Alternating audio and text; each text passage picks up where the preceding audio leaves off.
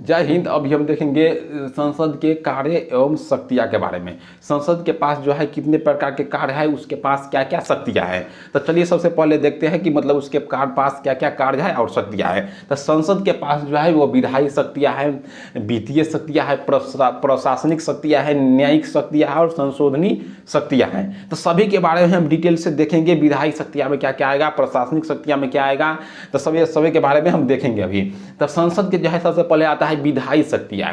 तो देखिए संसद का 3 अंग होता है, विधायिका, कार्यपालिका और न्यायपालिका। तो ये वाला वीडियो जो है वह चैनल पर आ चुका है, आप लोग वहाँ पर जाकर देख सकते हैं। तो यहाँ हो गया विधायिका, कार्यपालिका और न्यायपालिका।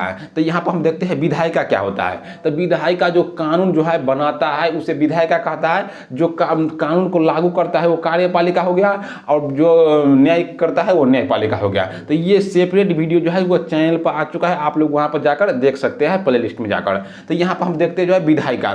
तो विधायिका जो कानून बनाता है। तो यहाँ पर हम क्या पढ़ रहे हैं, संसदीय कार्य एवं शक्तियाँ। तो इसका मतलब हो गया कि संसद के पास जो है वो विधायी शक्तियाँ है, मतलब कानून बनाने का शक्तियाँ हैं। तो यहाँ पर सबसे हो गया कि संसद जो है वो विधि निर्माण करता है और देश के रूपरेखा को तैयार करता है। संसद विधि निर्माण करता है और देश के जो है रूपरेखा को तैयार करता है। तो यहाँ पर हम पढ़ रहे हैं विधायिक शक्तियाँ मतलब कानून बनाने वाला शक्तियाँ। अब दूसरा देखते क्या है कि संसद जो है संविधान संशोधन करके, संसद जो है संविधान संशोधन करके संविधान की जो है प्रासंगिकता को बनाए रखता है। इसका मतलब क्या हुआ, संसद जो है संविधान के जरिए उसमें संशोधन करके जो है संविधान के प्रासंगिकता को जो है वो बनाए रखता है। इसका मतलब क्या है कि समय समय पर जो है टाइम चेंज होते रहता है। अब संविधान तो उस समय का संविधान है, 1947 का संविधान है। तो क्या होगा कि उसमें जो है प्रासंगिकता उत्पन्न मतलब द्वंद्व उत्पन्न हो जाएगा कि संविधान कुछ और बात कह रहा है, लेकिन इस हिसाब से जो है अभी के हिसाब से जो है कुछ और कानून बनना चाहिए। तो इसीलिए संविधान में संशोधन करके मतलब पॉजिटिव वे में संशोधन करके और उसमें चेंज करके के जो है संविधान की प्रासंगिकता को मतलब बनाए हुए है कि संविधान अभी भी है उतना पावरफुल है, जिस हिसाब से समय चल रहा है उस हिसाब से मतलब संविधान को ढाल रहा है, लेकिन पॉजिटिव वे में। तो ये हो गया संविधान के संसद का विधायिक शक्तियाँ। अब देखते हैं वित्तीय शक्तियाँ। संसद के पास जो है वित्तीय शक्तियाँ क्या क्या है। वित्तीय शक्तियाँ का देखिए जैसे बजट सत्र हो गया, बजट सत्र हम पढ़े हैं पिछला वाला वीडियो में, जैसे धन विधेयक, वित्त विधेयक हो गया। तो अभी देखते हैं कि संसद के बजट मतलब क्या, वित्तीय शक्तियाँ क्या है। तो वित्तीय शक्तियाँ में से बजट हो गया, तो बजट में आ गया धन विधेयक, वित्त विधेयक। तो अब यहाँ से क्या मतलब तात्पर्य निकलता है कि इसके पास शक्तियाँ है कि मंत्री परिषद पर, मंत्रिमंडल पर जो है वो धन विधेयक के जरिए जो है वो नियंत्रण लगा सकता है। जैसे बजट पेश होता है तो अगर धन विधेयक लोकसभा पारित नहीं होगा तो लोकसभा गिर जाए, मतलब लोकसभा मंत्री परिषद को जो है त्यागपत्र देना पड़ता है। तो इसके जरिए से धन विधेयक के जरिए जो है वो संसद जो है इस पर रोक लगा सकता है, कुछ शक्ति को नियंत्रण कर सकता है। जैसे वित्त विधेयक हो गया, इसके जरिए जो है वो नियंत्रण लगा सकता है संसद लोकसभा पर। तो संसद का कार्य क्या है, इसके पास शक्तियाँ है कि वो धन विधेयक के जरिए भी, वित्त विधेयक के जरिए भी प्रशासन को जो शासन में लाने का प्रयास कर सकता है। दूसरा क्या है कि प्रशासनिक शक्तियाँ। संसद के पास जो है वो प्रशासनिक शक्तियाँ भी है। संसद के पास क्या है, प्रशासनिक शक्तियाँ, मतलब उसे नियंत्रण करने की इसके पास शक्तियाँ है। तो क्या कर रहा है कि संसद के पास जो है मंत्रिमंडल को नियंत्रण करने की शक्तियाँ है। संसद के पास मंत्रिमंडल को नियंत्रण करने की शक्तियाँ है, लेकिन जो क्या है कि व्यवहार में जो है वह लागू नहीं हो पाता है। तो संसद के पास मंत्री परिषद पर नियंत्रण लगाने की शक्तियाँ है, लेकिन जो है यह व्यवहार में जो है पार्टी पॉलिसी के कारण जो है यह लागू नहीं हो पाता है।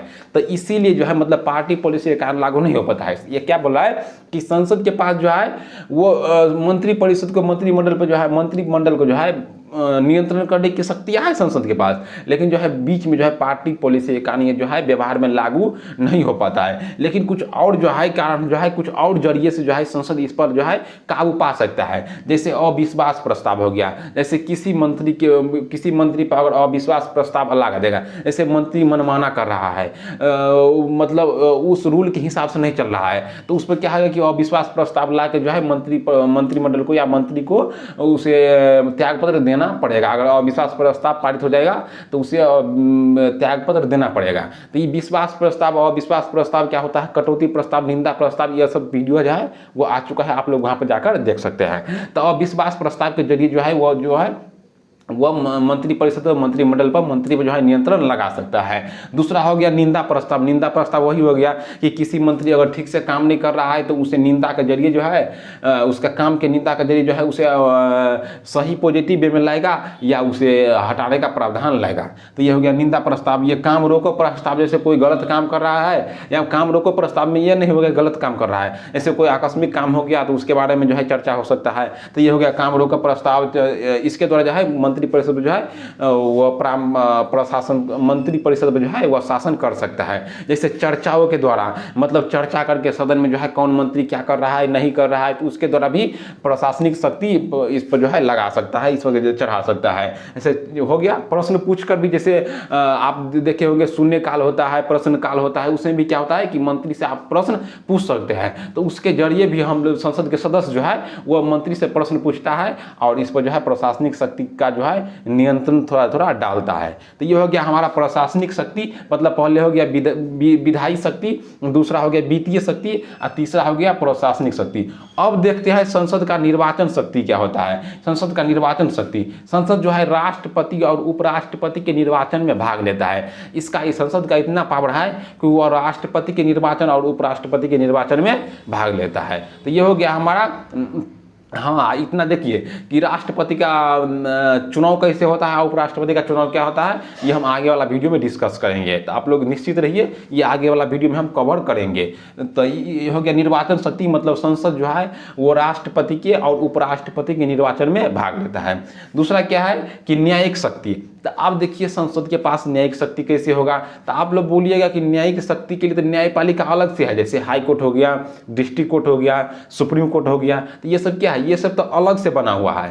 तो इसका मतलब संसद का क्या कार्य है इसमें, तो देखिए यहाँ पे क्या कहा, संसद का जैसे हाई कोर्ट का जज हो गया, सुप्रीम कोर्ट का जज हो गया, जैसे कैग हो गया, तो उन्हें हटाने में जो है संसद जो है अहम भूमिका निभाता है। जैसे कोई हाई कोर्ट जनता का अच्छा से काम नहीं कर रहा है या अपने पद का दुरुपयोग कर रहा है, कोई कैग समिति, कोई कैग का सदस्य जो है वह ठीक से काम नहीं कर रहा है, तो उसे हटाने में जो है वह भूमिका निभाता है। तो अगर उसे हटा देगा तो एक तरह से क्या होगा कि जनता का न्याय होगा। तो इसीलिए यहाँ पर कह रहा है कि वो न्यायिक शक्ति में भी भरपूर भूमिका निभाता है। तो क्या कर रहा है कि संसद विभिन्न संवैधानिक पदाधिकारी के, जैसे हाई कोर्ट हो गया, हाई कोर्ट के जज, सुप्रीम कोर्ट के जज, कैग इत्यादि को हटाने में अहम भूमिका निभाता है। अब देखते हैं, देखिए इतना तो हो गया हम संसद के जो है कार्य के और शक्ति के बारे में पढ़े, जैसे वित्तीय शक्ति हो गया, विधायी शक्ति हो गया, प्रशासनिक शक्ति हो गया, संवैधानिक शक्ति, संशोधन शक्ति हो गया और निर्वाचन शक्ति हो गया। तो इन सारे के बारे में हम अभी कवर कर चुके हैं। लेकिन यहाँ पर दो बात और देख लेते हैं कि होता है लोकसभा और राज्यसभा। तो दोनों को तुलना देख लेते हैं कि कौन सा जो है किस समय बराबर रहेगा और किस समय, मतलब जैसे किस स्थिति में लोकसभा राज्यसभा बराबर रहेगा, किस स्थिति में जो है लोकसभा राज्यसभा से बड़ा रहेगा, किस स्थिति में जो है राज्यसभा लोकसभा से बड़ा रहेगा, तब उनके बारे में हम देखते हैं। सबसे पहला है कि लोकसभा और राज्यसभा दोनों कब बराबर रहता है। तो पहला स्थिति है कि जब संविधान संशोधन होगा तो उसमें जो है राज्यसभा और लोकसभा जो है वो बराबर रहता है कि दोनों में विधेयक जो पारित होगा तब जो है संविधान संशोधन का विधेयक पारित हो जाएगा। तो ये पहले हो गया कि संविधान संशोधन में जो है राष्ट्रपति, मतलब संविधान संशोधन में हो गया। दूसरा है कि राष्ट्रपति और उपराष्ट्रपति का निर्वाचन जो होता है तो वो दोनों में होता है, मतलब लोकसभा में होगा और राज्यसभा में होगा, मतलब दोनों में पारित होना जरूरी है, मतलब दोनों में होना जरूरी है। तो इसीलिए जो है वो लोकसभा और राज्यसभा दोनों स्थिति में जो क्या है कि बराबर है। दूसरा आ जाता है कि लोकसभा राज्यसभा से कब कब बड़ा होगा, लोकसभा कब कब बड़ा होगा। जैसे धन विधेयक हो गया, तो धन विधेयक जो है लोकसभा राज्यसभा में लाने की कोई आवश्यकता नहीं है। तो इस स्थिति में जो है जो लोकसभा क्या हो गया कि लोकसभा राज्यसभा से बड़ा हो गया। जैसे धन विधेयक हो गया। अविश्वास प्रस्ताव, तो देखिए हम समझे थे कि विश्वास प्रस्ताव, अविश्वास प्रस्ताव में अविश्वास प्रस्ताव किसके जरिए लेगा, तो जो काम करेगा उसी पर हम विश्वास या अविश्वास करेंगे ना। तो काम कहाँ पर होता है अक्सर, मतलब ज़्यादातर काम होता है लोकसभा में। तो ये कहाँ पर पारित होगा, तो ये जो है लोकसभा में लाया जाएगा। तो इस स्थिति में हो गया लोकसभा बड़ा। तो क्या हुआ कि मतलब धन विधेयक में भी लोकसभा बड़ा हो गया, अविश्वास प्रस्ताव में लोकसभा बड़ा हो गया। तो ये हो गया लोकसभा का बड़ा का पद। अब देखते हैं कि राज्यसभा राज्यसभा किस स्थिति में बढ़ा होगा?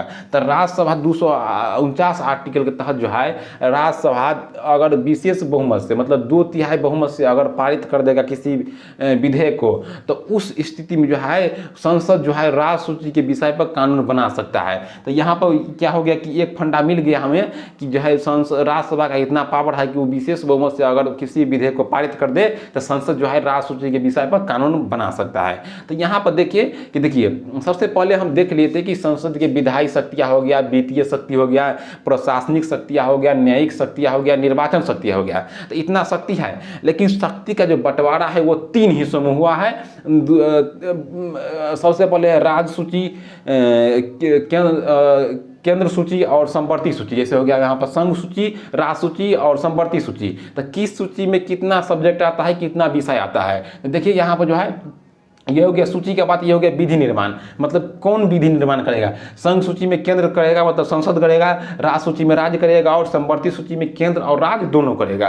तो ये हो गया मतलब मूल संविधान में था, सबसे पहले जो बना था। तो उस संविधान में जो है मतलब उस समय जो है केंद्र को कितने शक्ति दिया गया था, राज्य को कितने शक्ति दिया गया था और संवर्ती सूची में कितने शक्ति को रखा गया था। ये जो है वर्तमान में इसे घटौती या बढ़ोतरी हुआ है। तो वर्तमान में इसमें मतलब मूल संविधान में 97 था, मतलब लोग संघ सूची के विषय में जो है वो 97 सब्जेक्ट था, मतलब 97 विषय था। लेकिन अभी इसे बढ़ा के जो है 98 कर दिया गया है।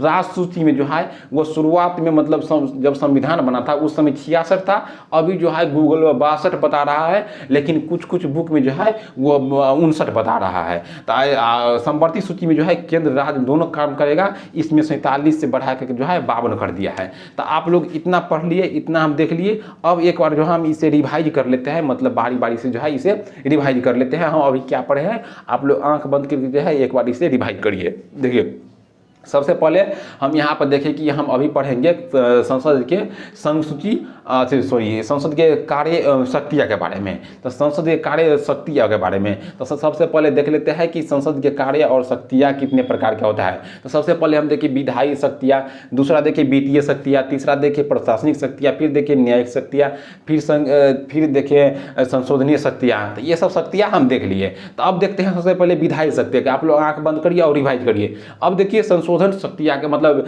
विधायी शक्तियाँ के बारे में। विधायी मतलब क्या होता है, कानून बनाने वाला। तो संसद जो है वो कानून बना के जो है देश की रूपरेखा को तय करता है। दूसरा देखे थे कि संसद जो है संविधान में संशोधन करके जो है संविधान को प्रासंगिकता बनाए रखता है, मतलब टाइम टू टाइम इसे अपडेट करते रहता है पॉजिटिव वे में। दूसरा देखे थे वित्तीय शक्तियाँ। वित्तीय शक्तियाँ के द्वारा जो है संसद जो है वह प्रशासन पर जो है मतलब प्रशासन पर या मंत्रिपरिषद मंत्रिमंडल पर जो है वह दबाव बना सकता है। जैसे धन विधेयक हो गया, वित्त विधेयक हो गया, मतलब बजट के द्वारा। दूसरा देखे थे, तीसरा देखे थे प्रशासनिक शक्तियाँ। प्रशासन में जो है संसद किस प्रकार से जो है नियंत्रण कर सकता है। संसद में मतलब संसद के पास इतना पावर है कि प्रशासन को जो है वह नियंत्रण कर सकता है, लेकिन व्यवहार में यह लागू नहीं हो पाता है। तो इसका कुछ अन्य कारण था, जैसे अविश्वास प्रस्ताव। अगर कोई मंत्री अपने मन से चलेगा, कोई रूल के अनुसार नहीं चलेगा, तो उस अविश्वास प्रस्ताव लाकर जो है उसे त्यागपत्र दिला सकता है, उसे देना पड़ेगा। दूसरा था अन्य प्रस्ताव, जैसे निंदा प्रस्ताव हो गया, कटौती प्रस्ताव हो गया,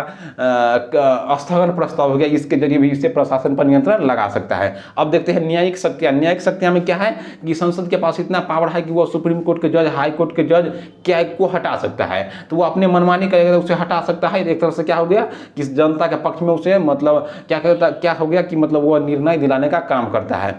अब देखते हैं निर्वाचन शक्तियाँ।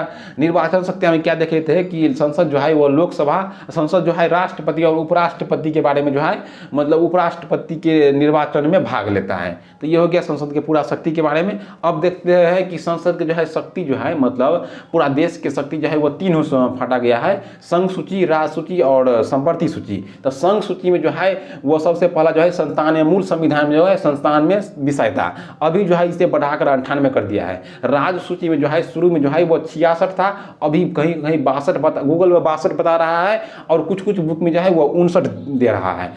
सबसे अंतिम हो गया संवर्ती सूची में, जैसे केंद्र और राज्य हो गया। तो केंद्र और राज्य में जो है सबसे पहले 47 था, अभी जो है वर्तमान में वो 52 हो गया। लेकिन यहाँ पर कहेगा कि अगर केंद्र और राज्य मतलब समवर्ती सूची में दोनों कानून बना देगा, विधानमंडल भी बना देगा और यहाँ संसद भी कानून बना देगा, तब किसका होगा लागू? तो हमेशा जो है वह संसद का कानून लागू रहेगा। तो इतना देख लिए।